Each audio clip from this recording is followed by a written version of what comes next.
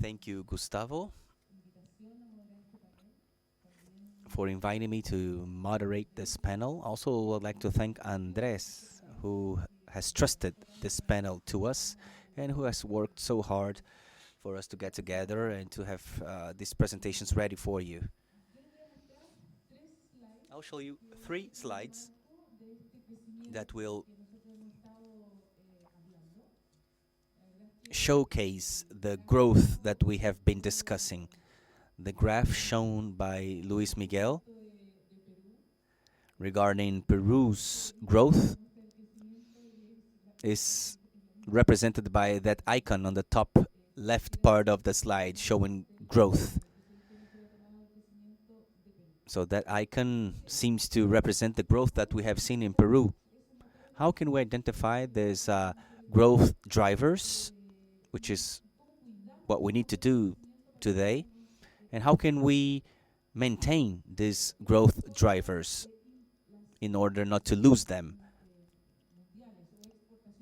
These are, figures regarding worldwide exports of blueberry 3 years ago, 6 years ago, and the last part is the last year in order to compare the growth.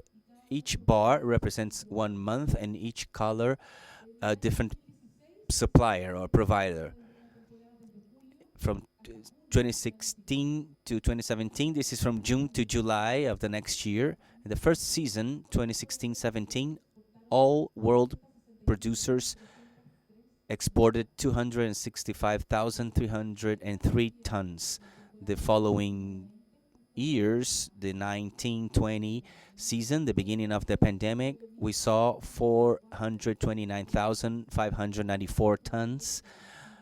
Out of all these producers, we have there Chile as a main player, Argentina, Peru, South Africa, Argentina as an exporter, Canada, Mexico, Colombia, Spain, and Morocco. And the last period, from month 7 to month 6, 2022 to 2023, from July to June, we project 649,845 tons. In the first 3 years, from the 16-17 to the 19-20 season, we see a 62% growth, and between 19-20 and 22-23, a growth of 51%. The main export peak was December 16-17 season, almost 50,000 tons, adding all providers, and the main supplier at that time was Chile. Then, 3 years later, in the 19-20 season, we saw a monthly peak of just a bit more than 60,000 tons, Chile as the main provider, and December was the main export month where all producing countries would export most of their blueberry. But now let's see 22-23. We have lost that pyramid and it began to flatten out. We lost the windows. All the windows are being lost here. Everything is being leveled up. And the main month was September, with more than 92,000 tons in a single month exported by all these providers. And the main provider here is Peru in yellow.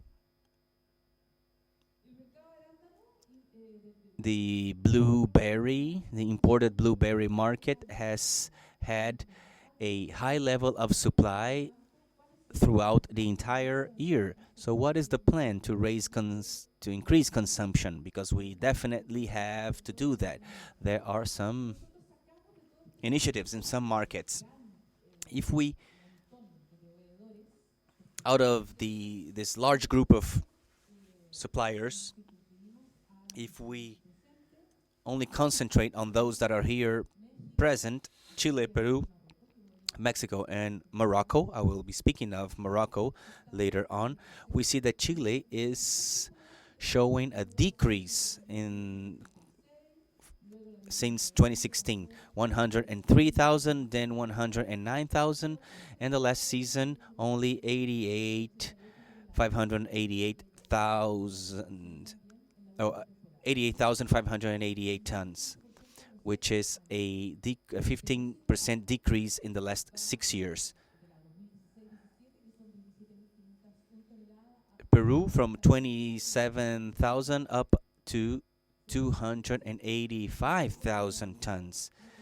This maybe is not exactly the same figure as shown by Luis Miguel, but this is taken out from the monthly exports reported by the customs, but this is nevertheless a growth of 939%.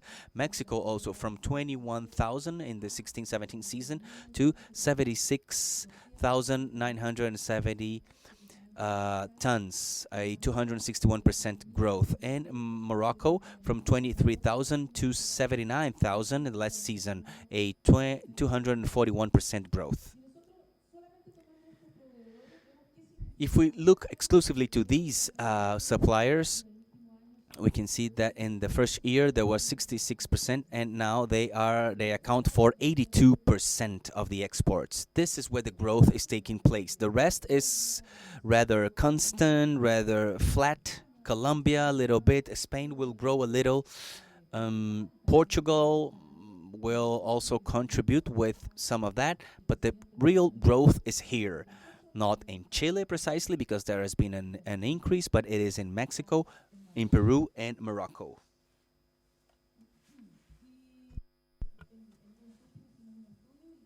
We conducted a study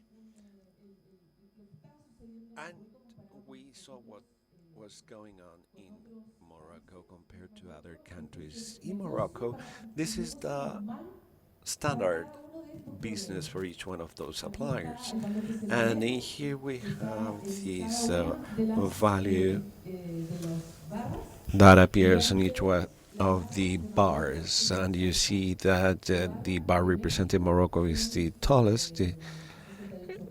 Then $68,863 million. The Peruvian is 32,081 million, and Chile is 11 million. So we have the internal return rate and the cross capex, and all of this was rearranged for all the countries, and therefore Chile is losing a lot of competitiveness, and this is reflected by this analysis for the regular businesses. And however, we are seeing a growth rate for this net present value of Chile. And this is including all the technology that we can use, new technology, the density of plantations and plastic use and so on.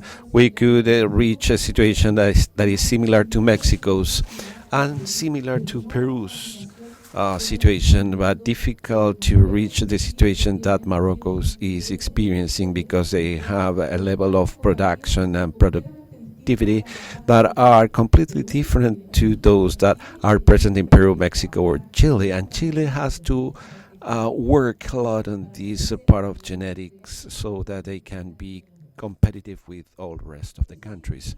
This means that we need to change the business model, to change the varieties as well, and to change the way of producing. At the same time, we know that we need to propose ourselves how, in this game of high technology and high quality fruit suppliers, is the role that we need to play.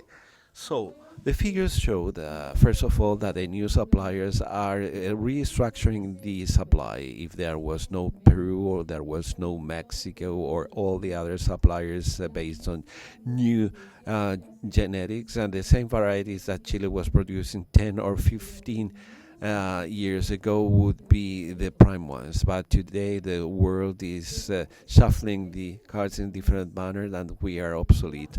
And therefore, we are doing this. Peru is doing this in the early production, crossing these facts with the production in the United States, and the business is much more attractive in Morocco.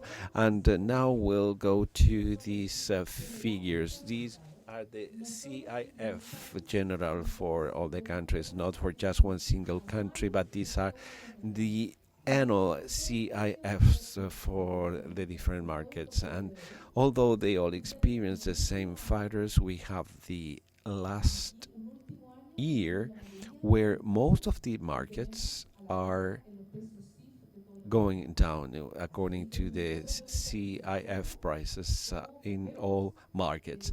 So we wonder how, and based on this crisis, how we can re-enchant the business and the consumption so that the prices do not continue to drop. And then I will give you this graph showing the consumption per capita, that is to say, the kilograms of blueberries per person every year.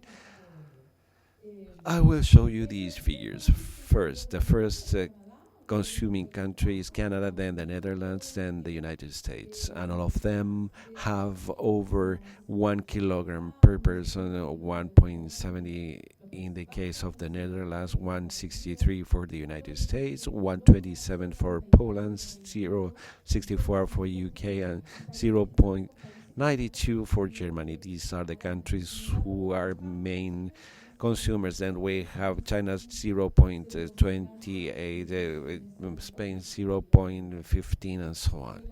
And side by the other side, we have the yearly total consumption, and the United States that are the major consumers for both domestic and products coming from abroad. And so, how can we do so that this consumption in the countries consuming less than 1 kilo can increase? And I will leave you with this information, and I will be invite now Juan Jose Flores from Aquiberris, Luis Miguel Verde from Pro Arándanos, so that together we can analyze the figures that have been provided.